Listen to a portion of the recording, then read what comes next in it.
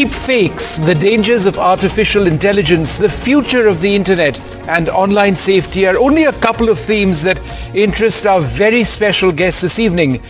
Dr. Vint Cerf, or just Vint Cerf, is widely referred to as the father of the internet.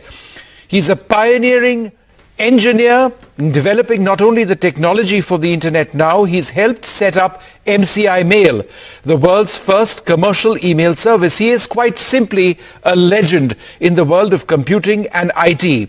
He's chief internet evangelist at Google. He also happens to know a thing or two about the Indian Institutes of Technology and has been a keynote speaker at events organized by IIT alumni in the past. Vint Cerf, wonderful to see you and wonderful to have you on this program. Thank you very much. My first question to you, sir. Everyone is talking about the future of AI. But let me ask you the big question which so many people have on this. From a technology standpoint, are we getting to a point where AI systems could become self-aware? Well, I hope the answer is no. I hope the answer is that we will understand how these things work sufficiently to manage their peculiarities. I'm sure that you've heard this term before, but the large language models are sometimes referred to as hallucinating models because they conflate factual information and produce counterfactual output. Nonetheless, they also have shown a capacity to do things that surprised many of us, including writing software. Of course, any piece of software that a large language model writes, I would view with great suspicion. I would analyze very carefully before I put it to work. But I would say that we are at the beginning of understanding how these systems can be used.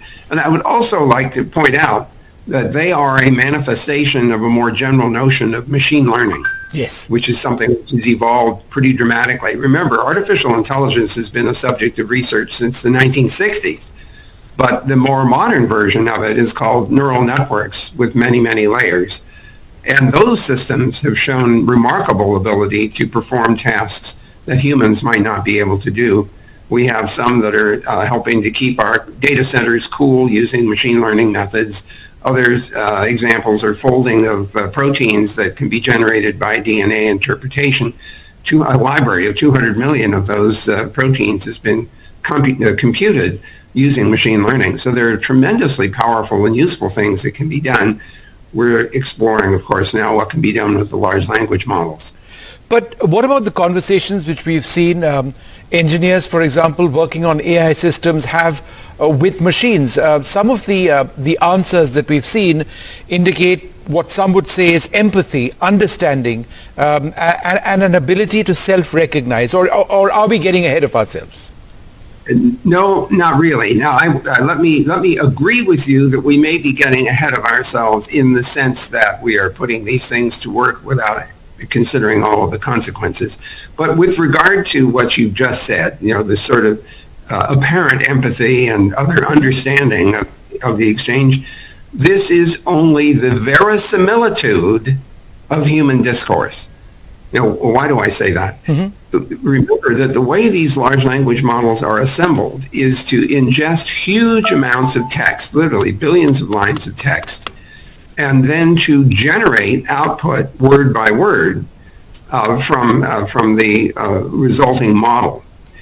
What you're seeing, or possibly even hearing, because text-to-speech is also feasible, is essentially assembled out of the content that the system has ingested. So you're seeing a reflection of a manifestation of what a human would say or type that sounds empathetic, but it is a construct. It's an artificial construct. It's not understanding. It is simply reflecting in text form what it has ingested. And so this can be quite misleading because the text can be beautifully well formed. It's astonishing. Sometimes you can ask one of these large language models to produce a text in iambic pentameter, echoing Shakespeare, because the system has ingested all of Shakespeare's plays. Yes. So this is very surprising, especially for the layperson like you and me, but even to the scientists that are putting these systems together. But it should not be conflated with real human intelligence. You're hardly the layperson, Vint Cerf. That said, is there a real fear that without global regulation, the pace of AI development can result in unequal access at best and potential weaponization in a worst-case situation?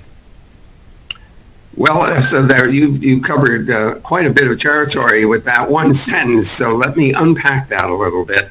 First of all, I think that it is correct to be concerned about what one could do with these large language models. And the reason for that is that we have increased our ability to interact with computer-based systems using speech as well as text over the past decade or so. So these systems, let me use the word understand, or maybe the better word is recognize speech, and therefore can interact with us. They can generate speech as well. And so we get into this very interesting situation where appliances become manageable not by knobs and buttons, but by simple vocal interactions. Why do I care about that? Well, the large language model is capable of generating text or sound or speech and could interact with those devices. Or it could interact with other programs that have what we call application programming interfaces that will accept commands to do things. Mm-hmm. For example, Google has a product called Google Home, and it has the ability to take voice commands and control the lighting and tune on your television or turn on the security system and so on.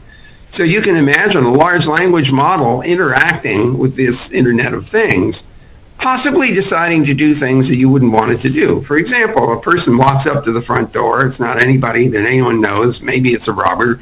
And it says, open the door.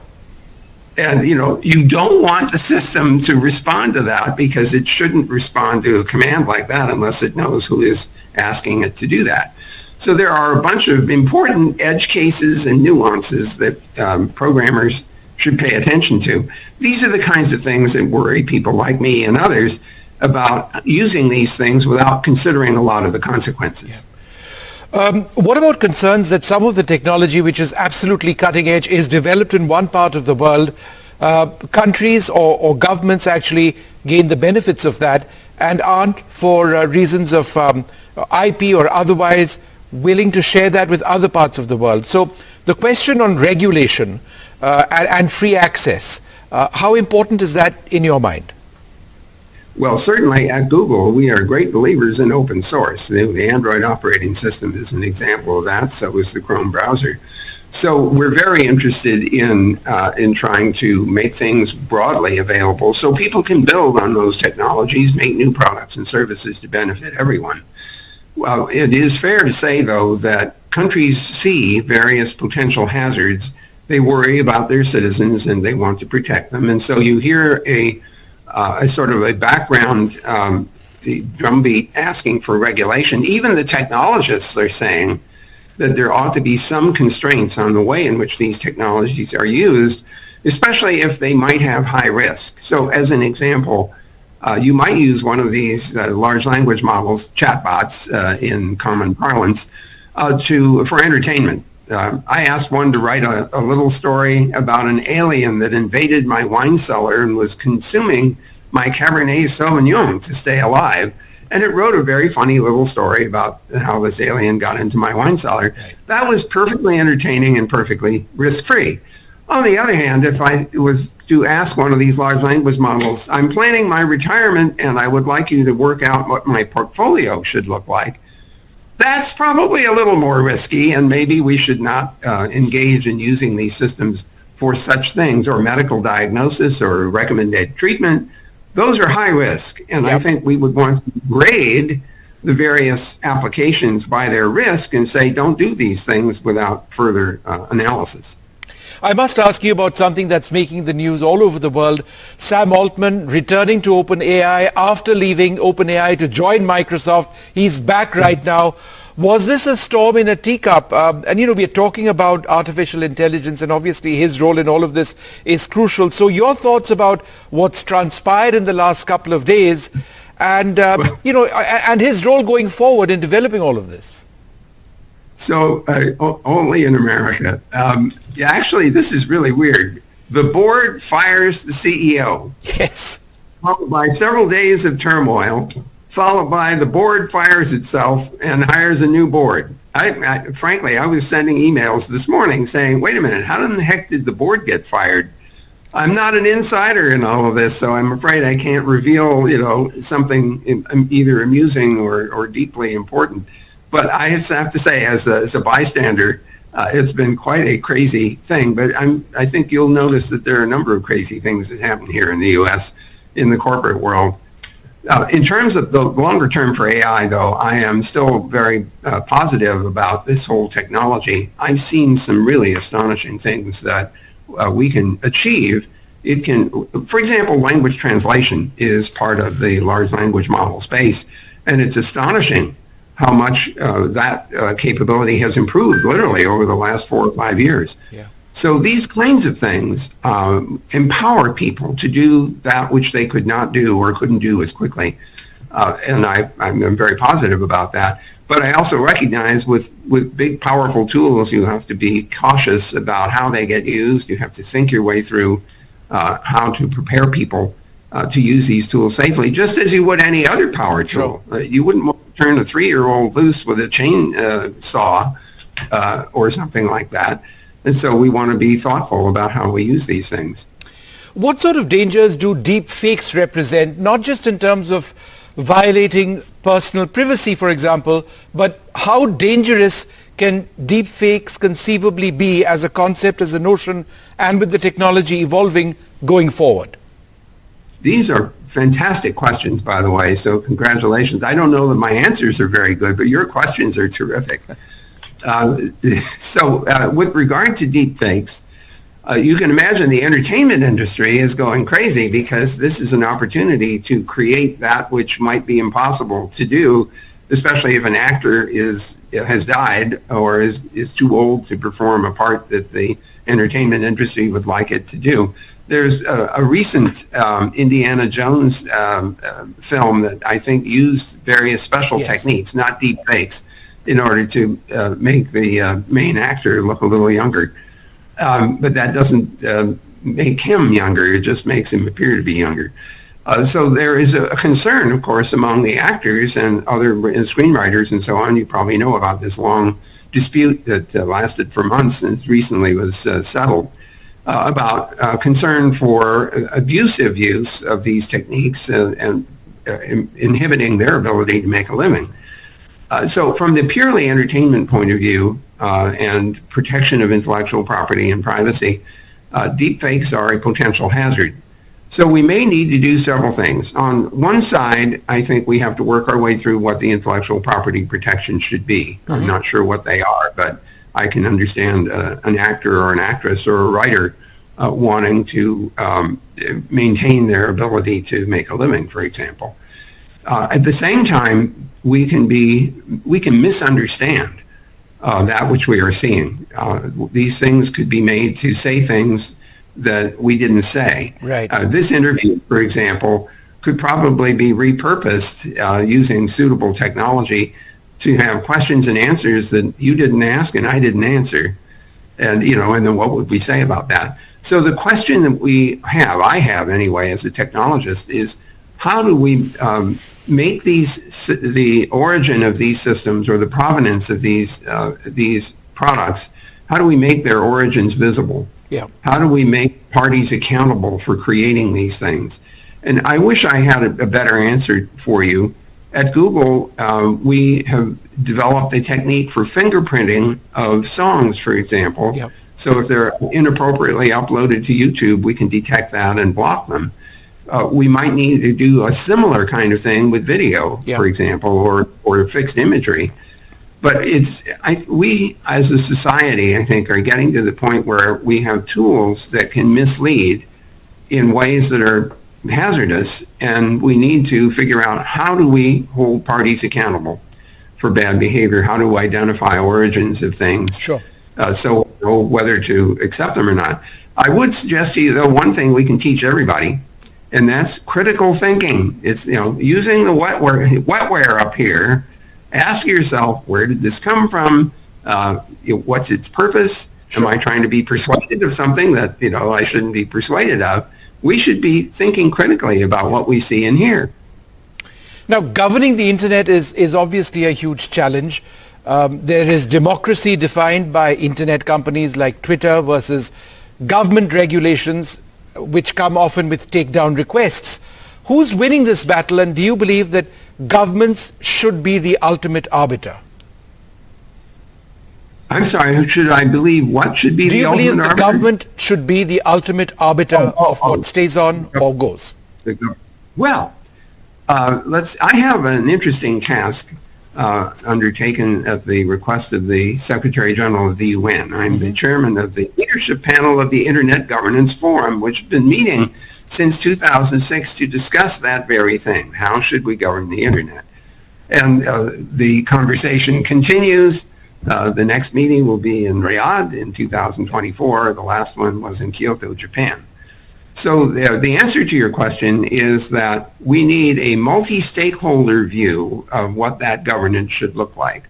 The private sector, the individuals, civil society, the government, technical community should be getting together asking what should be the properties of a properly governed internet for everyone's benefit. Right. And there are discussions going on this very moment about cybercrime treaties that could be adopted on an international basis in order to identify badly behaving parties and to hold them accountable. Yep. So there is a lot of effort going on here on a collective basis. It's not just the government that should decide, but we do need a multi-stakeholder perspective in order to develop a framework for governance in a situation where these things are so potentially hazardous.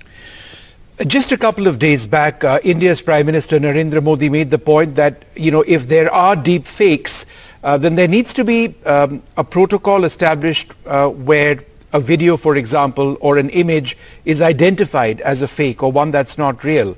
From a technology standpoint, is that something that is viable, and can technology companies actually ensure that that happens? Well, the answer is partly yes, because we have something called digital signatures. That's a way of taking digital content, doing a computation on it in such a way that we can identify where it came from, and that someone cannot fake that digital signature. So there are techniques that could identify the origin of something if the party is willing to assert that. So this raises a really interesting question that you might want to opine on yourself, and that is, how do we create a society where it is considered a sign of civil responsibility to identify the origins of content? So rather than having anonymity being a primary goal of the society, I think accountability and identifiability should be the goal. You should get a gold star, for identifying yourself as the origin of something. Sure. And we don't quite have a society like that right now, but maybe that's where we need to head in order to wind up encouraging people to identify sources and origins. They can be proud of their deep fake, yep, as long as we know where it came from and the fact that it is a deep fake. Yes. No, precisely. I must roll back the decades to ask you this question. Now, you led the effort to develop and deploy MCI Mail, the first commercial email service. Did you at that time, because as I understand it, you were a technologist first, you were an engineer first, you were working through various protocols, and you loved all of that. But you had an idea as well. Did you at that time foresee a scenario where email would dominate our lives in the way that it now does? Well, first of all, MCI Mail was not the first commercial email service. There were others that preceded it, and there were other non-commercial services even before that. So electronic mail, networked electronic mail, was invented in 1971 on the ARPANET project that was funded by the Defense Advanced Research Projects Agency here in the U.S. A man named Ray Tomlinson, who recently passed away, was the creator of that electronic mail instance. We all used it because it was so convenient and it covered time zones. You could coordinate with people without both of you being awake at the same time like we have to be on this call. So it was very exciting. I was part of the team that was using it back in the early 1970s and have been ever since. The MCI mail system was a commercial email service that was turned on in 1983. It was the first commercial email service to be connected to the internet. So I am very proud of that interconnection, because it led to all of the other commercial email services also getting connected to the internet, after which they discovered, to their surprise, that all of their customers who had been in this little isolated island could suddenly talk to all their competitors' customers through the internet. And that was a big surprise for them. So at the time, I was persuaded that email was going to be a very, very useful tool. Of course, like you, it seems to be the rule of my life. I get up in the morning and I have 100 emails waiting to be responded to. But it is so convenient. It is so convenient to stay in touch with thousands of people. I have something like 14,000 people in my Rolodex, and all of them seem to send me email every day. So I still consider it one of the most useful tools invented. It's one of the most transformative technologies ever. I'm broadcasting to you from here, India. We've got some wonderful centers of excellence, the IITs, the Indian Institutes of Technology. You've been a keynote speaker with them in the past. And we've got some incredible IIT minds working on, for example, computing and AI and tech around the world, not least of all in the US. Could you tell us a little bit about the role of the IITs and the engineers and the minds from these institutes that have made a real impact? Well, first of all, you probably know our president and CEO at Google, Sundar Pichai, is from one of the IIT schools. Many of his colleagues are as well here at Google and elsewhere. I think Satya Nadella is probably another example at Microsoft. I have to say, from the American point of view, there has been this spectacular invasion of Indian talent, which has risen to the top and are responsible for some of the most valuable companies in the world. What I find very interesting is that the transposition from India to the U.S. has had a very interesting effect, because these great minds have been planted now in very fertile soil here, where especially Silicon Valley, or up in the Seattle area, or off in Cambridge, Massachusetts, or Austin, Texas, places where venture capital is available. People are willing to take risks. And these great minds from India have taken advantage of that and done very, very well, not only for themselves, but for their employees and investors. So, a tip of the hat to the Indian the IIT group, because they have produced such good talent, and we have taken advantage of it here. Just one or two more questions. You think very closely about a safe internet. We face a huge problem and we've spoken about that, but we face a huge problem of internet scams in this country, financial scams, people losing a lot of their hard-earned money. Are you worried about the future of a safe internet, where there often seems to be a scammer around every corner? This is especially true when it comes to disasters, for example. People are often very good-hearted. They want to be helpful in a disaster, and so the scammers come along and say, send money. This gets back to this question of authentication, strong authentication, strong identification of origins, of provenance. If you get a request for money or some other kind of help, and it has an urgency built into it and everything else, the red flag of suspicion should be flying. You should be asking questions about, well, where did this come from? Can I corroborate the request in any way? I think that we would like to make it hard for people to exercise those scams. You probably have heard the term phishing. Yes. It's spelled with PHISHING. And people send these emails and try to get people to click on links that either will take them to a place they shouldn't be. Maybe it downloads malware, which makes it even worse. Or maybe they look like they are a legitimate party, but they just copied the web pages from the legitimate party, but they're taking your money someplace else. I think a healthy degree of suspicion is important. I've been postulating that we should have an internet driver's license. You know how with teenagers, at least here, are eager to get behind the wheel of the car. We make them take classes in school before they're allowed to take the keys to the car. Why don't we have an internet driver's license, and you have to take a class where you learn about what the hazards are and how to defend yourself, like defensive driving. Yep. We want defensive internet driving. I think we just need to teach our populations that there are other people that don't have your best interest at heart, and this is how they manifest that, and this is how you defend yourself. Yeah. One of the most inspirational ideas to have come about in India over the last few years has been to develop a digital backbone. And, we have it everywhere. I mean, on my phone, I've got something called DigiLocker where I've got, and it's protected, it's encrypted, so it's safe. A lot of my details, my car insurance, my medical insurance, my national identity, driver's license, etc., etc. So much of commerce, digital commerce in India, which benefits people in the smallest villages, actually comes through their phones and through apps and through this digital backbone. Do you see a real link between economic growth and a digital back end, that digital transformation can change the lives of countless people?